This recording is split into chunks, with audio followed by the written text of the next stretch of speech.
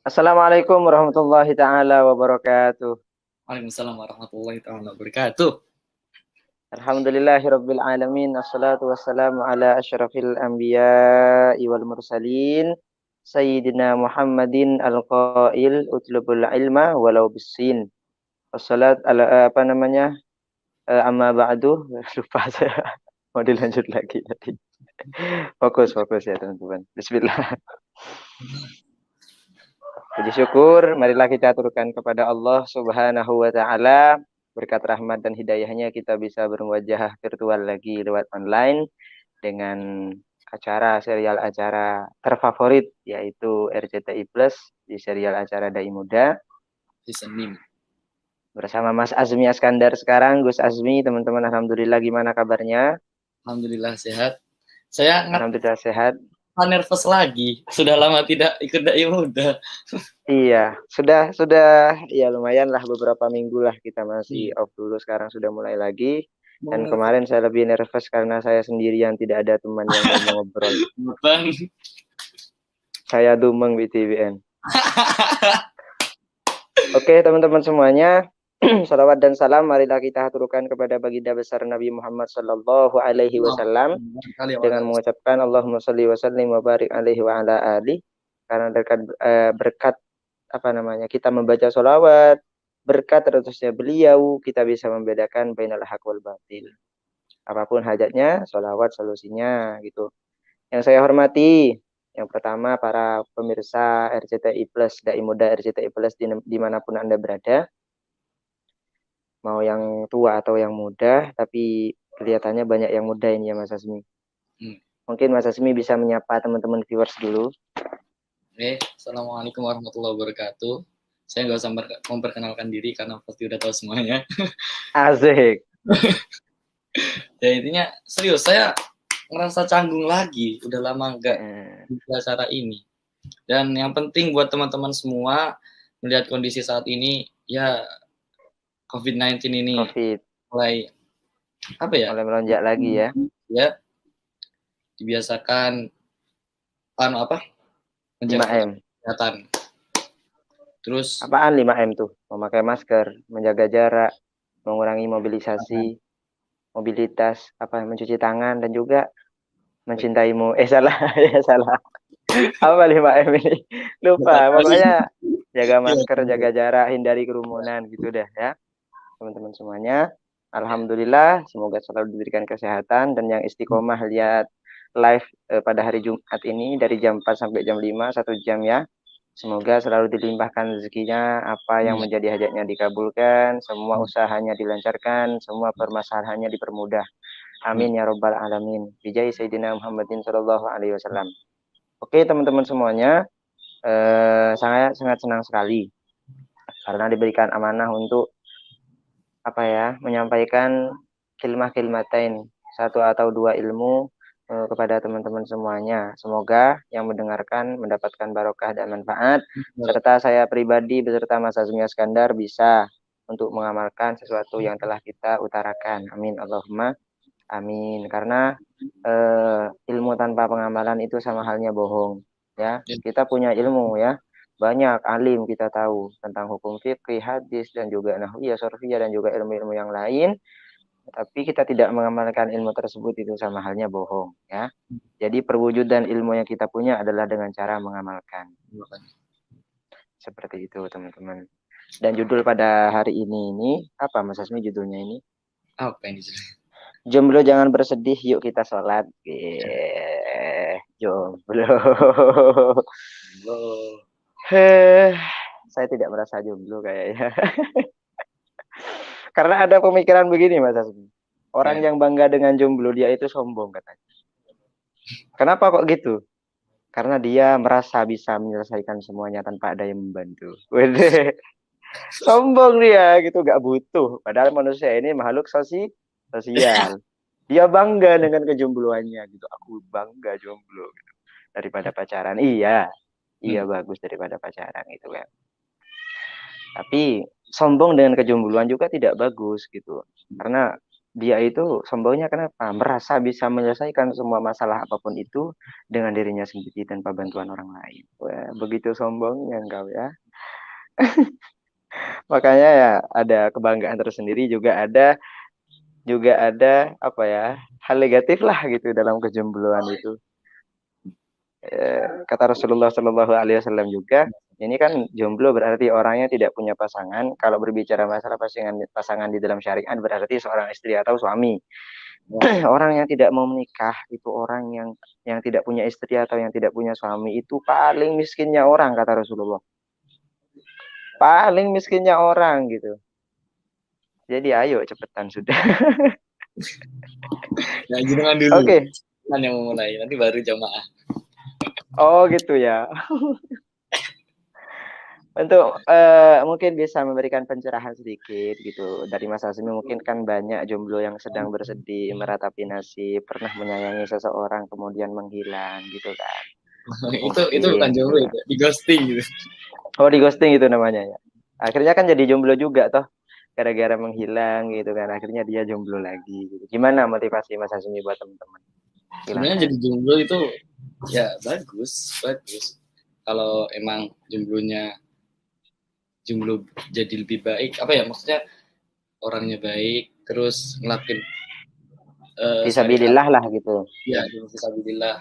Jomblo yang takwa itu baik. Bahkan kalau jomblo terus takwa, ngelakuin perintah Allah dan menjauhi larangannya Allah, itu berarti dia orang yang udah benar-benar kenal sama Allah. Kenapa begitu? Orang yang udah benar-benar kenal sama Allah itu bukan cuma orang yang sekedar keluar-keluar Allahu Akbar, saya cinta,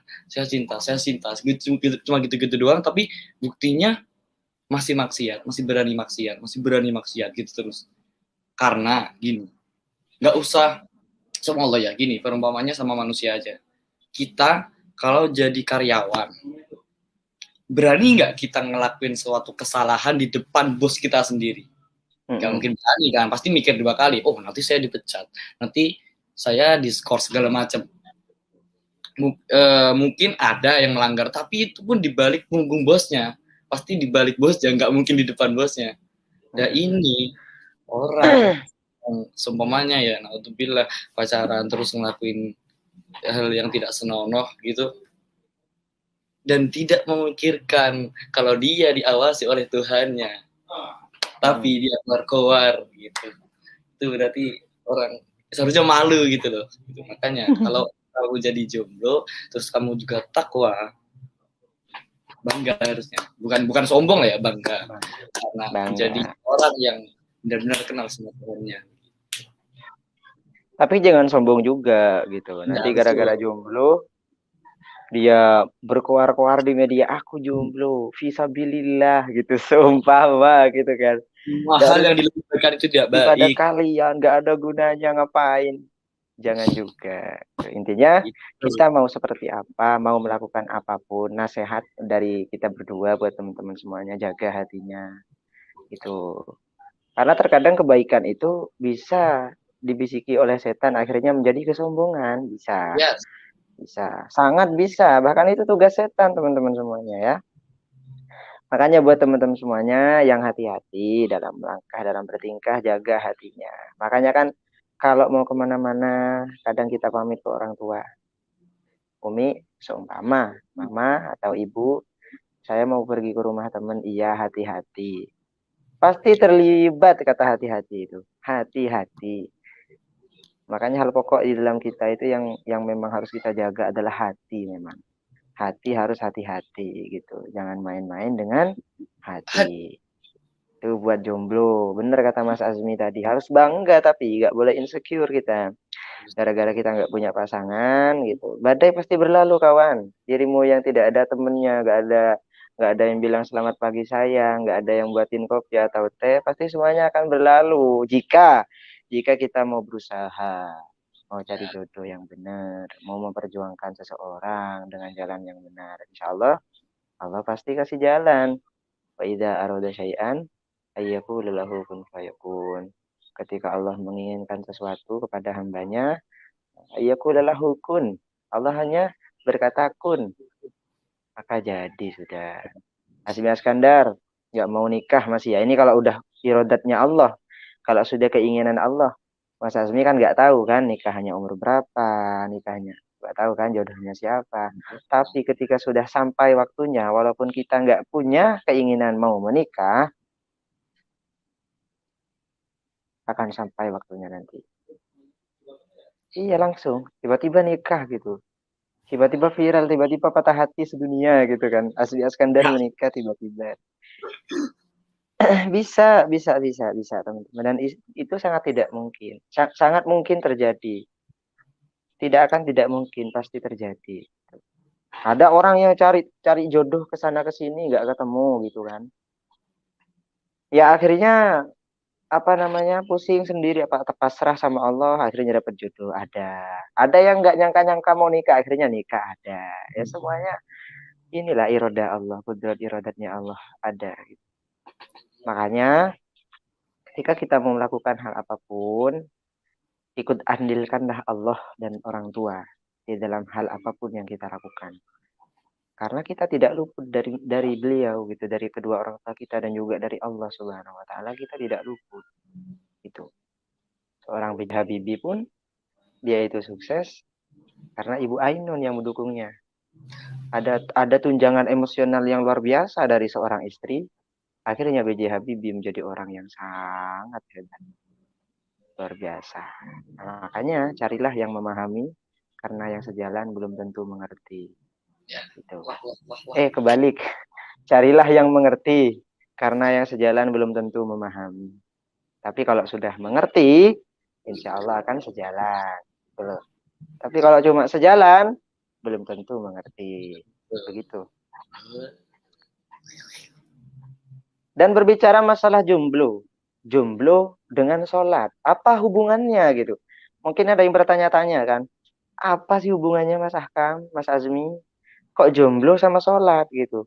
Jomblo jangan bersedih, yuk kita sholat. Karena sholat ini adalah obat.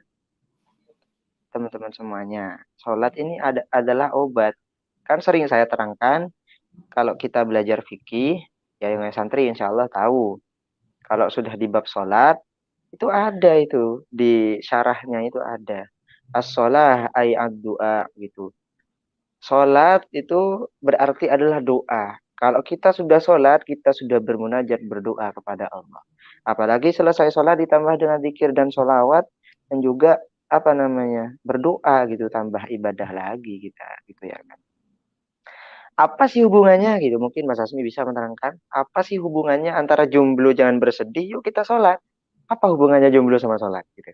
Mungkin Mas Asmi bisa menerangkan sedikit mungkin. Makanya itu kan jomblo kalau sedih biasanya kan nyari tempat curhat, pasti entah temannya atau siapa itu menurut dekatnya. Makanya itu. Dan sholat yang seperti disebut sama Ahkam tadi, sholat ayat doa. Sholat itu berarti doa. Dan ketika kita sholat ini adalah ibadah paling sakral, di mana sholat adalah ibadah yang bakal dihisab pertama kali di akhirat nanti, di alam barzah nanti.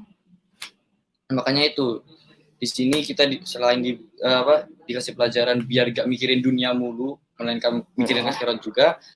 Dan sholat adalah sebaik-baiknya ibadah di mana kita bisa curhat sama Allah. Begitu. Curhat sama Allah. Sholat, posisi sujud kita dalam sholat itu adalah posisi di mana kita dekat sekali sama Allah. Makanya itu. Bahkan ada teori yang mengatakan seperti ini. Ketika kamu mau bertemu dengan Allah, sholatlah. Lalu ketika kamu mau berdiskusi dengan Allah, maka bacalah Al-Quran. Gitu. Itu benar teman-teman. Al-Quran itu kalamullah. Kalau kita mau berdiskusi dengan Allah, mau bercengkrama dengan Allah, bacalah Al-Quran. A'udzubillahi minasyaitonirrajim. Baca dengan hati yang bersih. Niat karena Allah. Bismillahirrahmanirrahim. Aji sudah. Tabarakalladzi biyadihil mulku wa huwa ala kulli syai'in qadir. Wa huwa ala kulli syai'in qadir. Alladzi khalaqa sab'a samawatin tibaqa. Ma tara fi khalqir rahmani min tafawut. Pokoknya seakan-akan kita itu chattingan sama Allah lah gitu. Atau empat mata sama Allah gitu. Ya. Curhat sama Allah gitu. Jadi kalau kamu ingin bertemu dengan Allah, maka sholatlah. Karena sholat itu karena sholat itu adalah penghubung kita kepada Allah, ya, penghubung ruhaniyah kita kepada Allah. Lalu ketika kamu baca Al-Quran, kamu akan berdiskusi dengan Allah. Kamu akan bahkan ketika sholat kita baca Al-Quran kan. Dan iya benar. Allah bilang ketika baca Fatihah kita emang disunahkan untuk berpelan-pelan bacanya. Karena ketika kita baca satu ayat itu dibalas, langsung dibalas sama Allah. Kayak kita nge-mention Allah gitu, langsung di-repost. Di-mention. Iya kalau mention saya sama Mas Asmi di Instagram. Wah, paling ya kalau untung setahun baru di-repost gitu. Baru dilihat. Kalau dibales. Itu kalau sama manusia ya. Makanya jangan berharap lebih sama manusia. Saya punya grup ya. Saya punya grup namanya perkumpulan saya Mas Iron Ajay gitu Mas. Didi gitu. Ada grup. Mereka itu lagi galau gitu. Ada salah satu teman saya galau masalah tunangannya gitu. Berat lah apa ini itulah gitu. Terus saya bilang kawan-kawan gitu. Ketika kamu curhat sama manusia mungkin kamu akan lega, tapi itu sesaat. Tapi ketika kamu curhat sama Allah, Allah akan memberikan jalan keluar. Bukan hanya lega, tapi solusinya pun akan ada. Saya bilang begitu sama teman-teman. Jadi hubungannya apa sih Mas Akam? Pertanyaannya kan gitu. Kita jomblo nih gitu. Emang mau selalu jomblo? Jomblo, gak usah bohong. Pasti ada suatu masa di mana kalian benar-benar terpuruk. Benar-benar sendirian. Benar-benar pengen yang namanya belas kasih. Saya juga pengen kayak yang lain, ada yang nemenin, ada yang bangunin, ada yang bikinin teh, ada yang bikinin kopi, ada yang merangkul ketika saya itu merasa terpukul gitu. Pasti akan ada masanya kalian itu punya perasaan atau mindset seperti itu. Kapan ya? Sedih jadinya, sumpek. Nah, jalan satu-satunya tidak ada lain kecuali dengan sholat. Bahkan ada keterangan teman-teman ulama-ulama terdahulu ya. Ketika sumpek, maka beliau itu sholat 2 rakaat, sholat mutlak, sholat hajat, sholat taubat. Pokok mereka sholat sampai hatinya tenang. Makanya sholat itu bukan cuma kata Mas Akam disuruh sholat, bukan cuma sholat pas 2 rakaat, enggak, ketika kita sumpek itu langsung ambil wudhu, sholat sudah. Kalau masih belum hilang sumpeknya, sholat terus. Itu yang dilakukan ulama-ulama kita terdahulu. Karena sholat ini adalah banyak doa di dalamnya terkandung, teman-teman. Dan juga sholat ini ibaduddin. Sholat itu adalah tiangnya agama. Kalau kita tidak sholat berarti secara tidak sengaja kita telah merobohkan tiang agama. Iya. Makanya kalau umat Islam semuanya ini rajin melakukan ibadah sholat 5 waktu. 5 waktu dulu, gak usah yang lain. 5 waktu dulu. Kuat Islam ini insya Allah. Itu. Intinya di judul yang kita bahas pada hari ini. Jomblo jangan bersedih, yuk kita sholat. Mau menghilangkan kesedihan itu bagaimana caranya? Ialah dengan cara kembali kepada Allah Subhanahu wa ta'ala. Inna sholati wa nusuki wa mahyaya wa mamati lillahi rabbil alamin. Makanya Allah berfirman di dalam Al-Quran, a'udzubillahi minasyaitonir rajim, bismillahirrahmanirrahim. Qad aflahal mu'minun alladzina hum fi salatihim khashi'un. Ya. Siapa sih orang yang aflah itu? Orang yang beruntung itu siapa sih? Allah menjawab di dalam Al-Quran, alladzina hum fi salatihim khashi'un. Ialah orang-orang yang ketika dia sholatnya khusyuk. Dia akan beruntung. Apapun permasalahan kita, kalau kita sudah sholat doa sama Allah, sunnahnya ngangkat tangan seperti ini kalau doa ya. Antar tangan sama tangan dirapatkan seperti ini. Ya Allah, saya punya masalah. Apapun masalahnya curhat sudah sama Allah.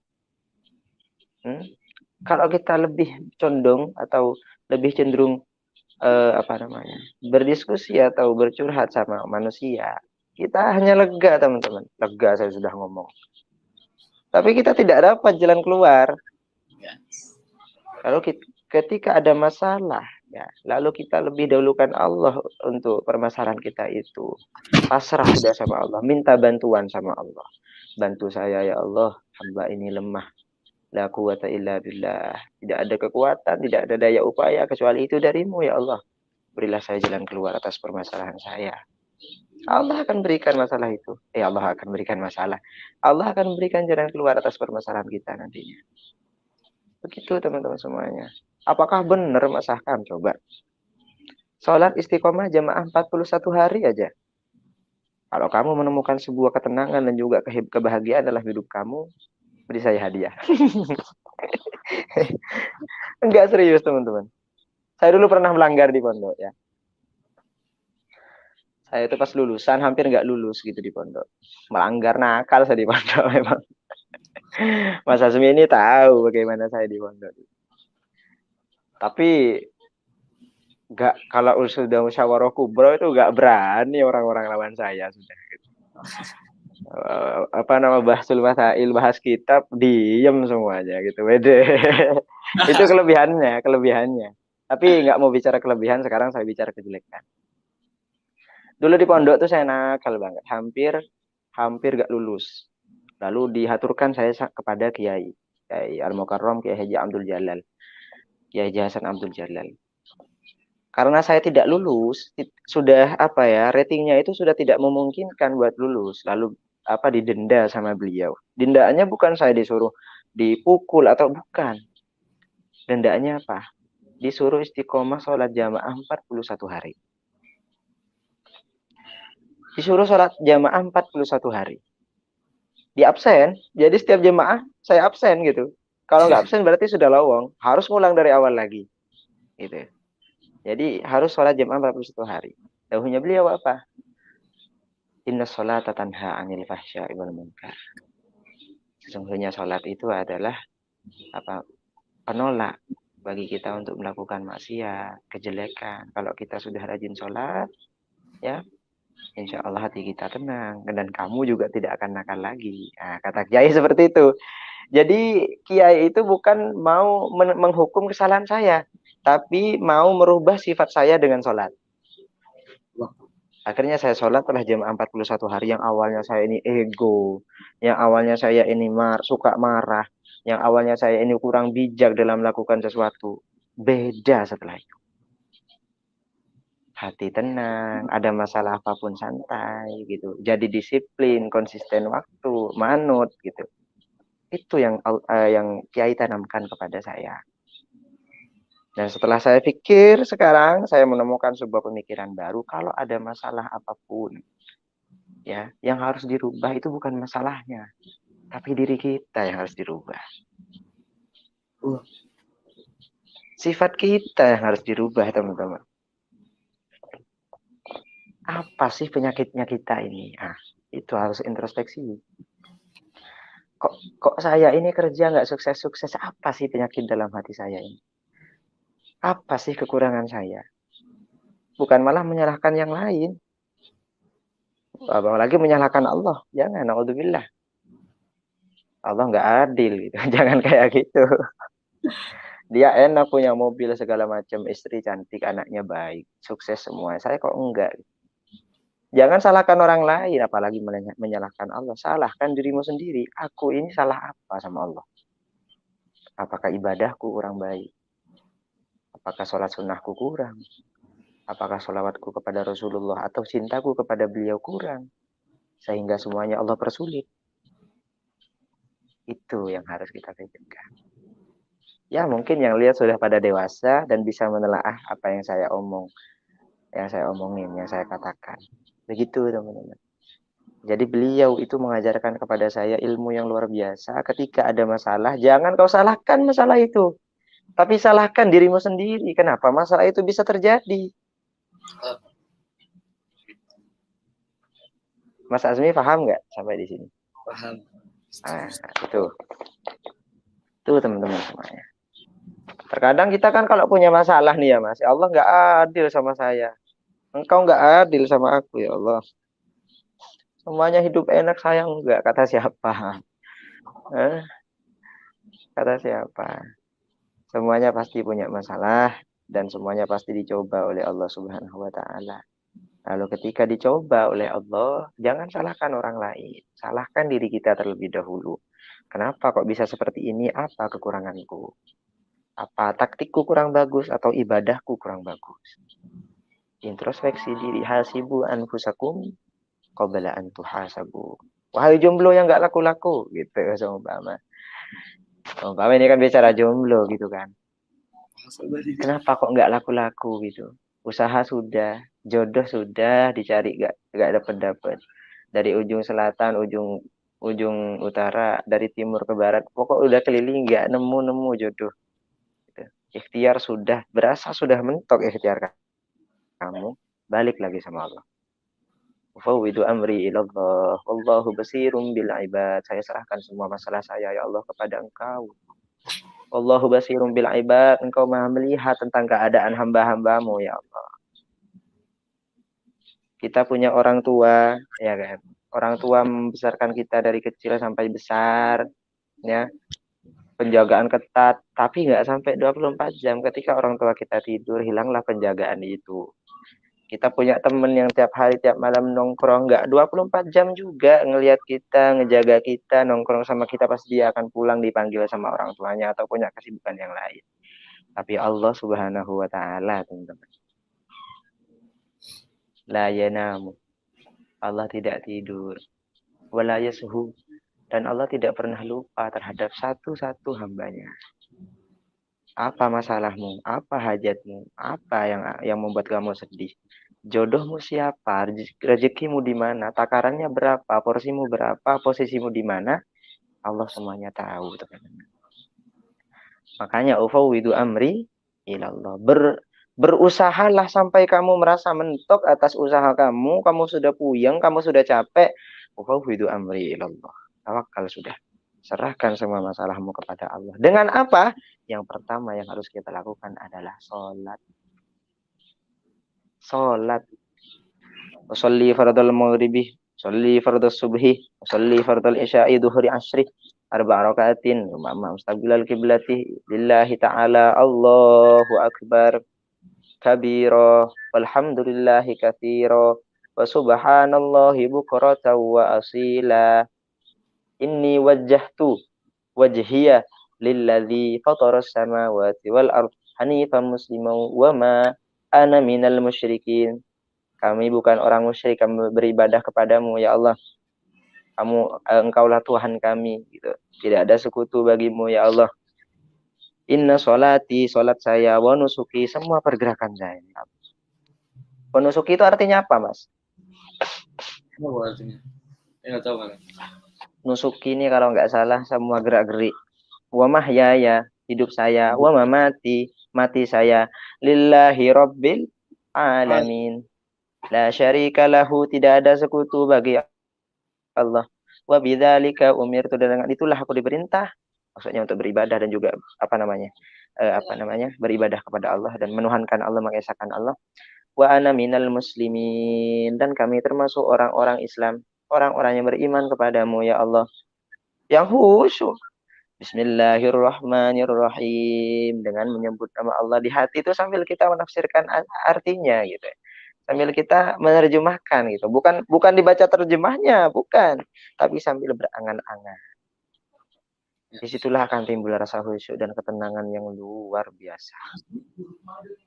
Makanya atas keterangan yang sering saya sampaikan kepada teman-teman, kalau kita mengkhusyuk dalam sholat, apa yang dilakukan ulama-ulama kita terdahulu?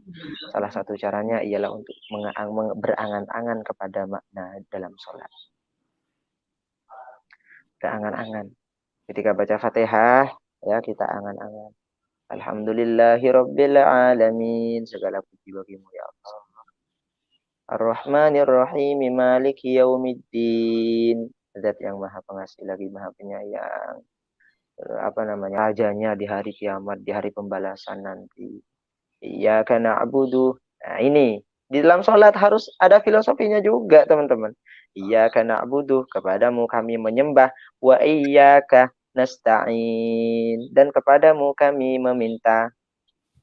Ihdinas siratal mustaqim. Kalau sudah na'budu, kalau sudah nasta'in, baru kita ihdina. diberikan jalan oleh Allah nantinya. Ihdinas siratal mustaqim, ya Allah berilah petunjuk kepada kami jalan yang lurus yang Engkau ridhoi. Beres masalah kita nanti semuanya. Masalah jodoh, yang lah jomblo-jomblo ini, jomblo urus ini. Dan juga masalah ilmu, pendidikan, masalah pekerjaan, masalah kekeluargaan. Kalau kita minta tolong sama Allah, Allah insya Allah akan bantu kita. Insya Allah Allah akan bantu kita. Jadi jangan sisihkan Allah ya teman-teman. Pesan saya, mau melakukan apapun, ikut andilkanlah Allah dan kedua orang tuamu. Minta restu kepada kedua orang tua, beribadah yang benar sama Allah. Ada apa-apa curhatlah terlebih dahulu kepada Allah, jangan kepada manusia dulu. Gitu. Dan pasti ini ya, setiap ada masalah, ini kan pengalaman. Kalau kita cenderung curhat sama manusia, jadinya itu ghibah. Dosa lagi gitu kan. Yang awalnya minta hatinya tenang ditambah sumpek lagi sama Allah gitu. Bukan pahala, malah ghibah gitu kan, jelek-jelekin orang. Itu. Tapi kalau sama Allah nggak ada yang Allah nggak ketahui. Allah tahu semuanya. Bahkan ketika engkau mau bilang apa sama Allah, Allah sudah tahu terlebih dahulu, teman-teman. Ya'lamu ma fis sudur, Allah itu mengetahui apa yang ada di dalam dada kita. Maksudnya hati. Kita punya hati. Hati kita itu sebelum berbicara, mulut sebelum berbicara, hati sudah berbicara terlebih dahulu. Jadi sebelum hati kita berbicara, Allah sudah mengetahui apa yang akan hati bicarakan. Gitu. Santailah. Mungkin seperti itu ya teman-teman yang bisa saya sampaikan. Intinya jomblo jangan bersedih. Bukan hanya jomblo. Kalian punya masalah apapun selain kejombloan, tinggalkan kesedihan itu. Lalu apa namanya mas? Gelarkan sejadah. Lalu sholatlah. Gitu. Ketika semua orang tidak memperhatikan, tidak memperdulikan masalahmu, tidak ada yang mau menolongmu, bisa jadi Allah sendiri yang akan membantumu. Kamu terkadang terlilit hutang, jomblo nggak selesai-selesai gitu kan. Kamu curhat ke sana ke sini, minta bantuan ke sana ke sini, tidak ada yang mau membantu kamu. Kembalilah kepada Allah. Siapa tahu dengan ketidakpedulian semua orang terhadapmu, Allah sendiri yang akan membantumu. Gitu. Allah sendiri yang akan membantu. Kelas bisa dipahami teman-teman ya. Ya mau bertanya silahkan tulis di kolom komentar di bawah. Mungkin ada sedikit tambahan dari Mas Azmi tentang masalah jomblo dan sholat mungkin. Tamam. Gimana? Tamam. Penjelasan antum. Mungkin ada dawuhnya Syekh Mutawalli Asy'arawi, Abu Ya Said Muhammad Alwi Al-Maliki, mungkin ada dalil-dalil yang lain dari beliau. Serius saya gak yakin apa serius. Ya, intinya itulah teman-teman semuanya. Di saat semua orang lain tidak memperhatikanmu, ingat ya. Di saat semua orang tidak memperhatikanmu dan tidak memperdulikan masalahmu, Allah selalu melihatmu dan menunggu dirimu untuk berdoa kepadanya. Gitu. Sekali-kali lah nangis sama Allah guys, gitu ya. Sekali-kali lah pas tengah malam gitu, ya Allah nangis. Gitu. Pura-pura nangis gak apa-apa. Yang penting nangis dulu dah sama. Iya. Kalau kamu nggak bisa nangis pas sholat, seharusnya kamu menangisi alasanmu kenapa kamu nggak bisa nangis. Ada apa dengan hati kita? Kenapa nggak bisa nangis kalau sama Allah, tapi kalau sama mantan atau sama pacar kok bisa nangis ya Allah? Kejar. Kita putus gitu, aduh, nggak makan 3 hari, udah ya kan? Ya sih, memang itu kena mental banget memang ya. Tapi masa sih sama Allah kita nggak bisa nangis gitu?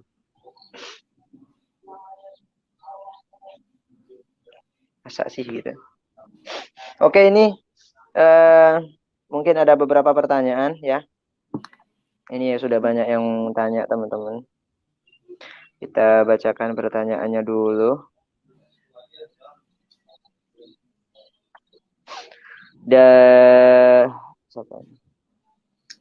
Dari Misnah Siptiliani. Assalamualaikum. Ya pertanyaan ya teman-teman. 2A. Gimana caranya mengatasi mengidolakan seseorang supaya tidak berlebihan? Tolong dijawab ya Mas.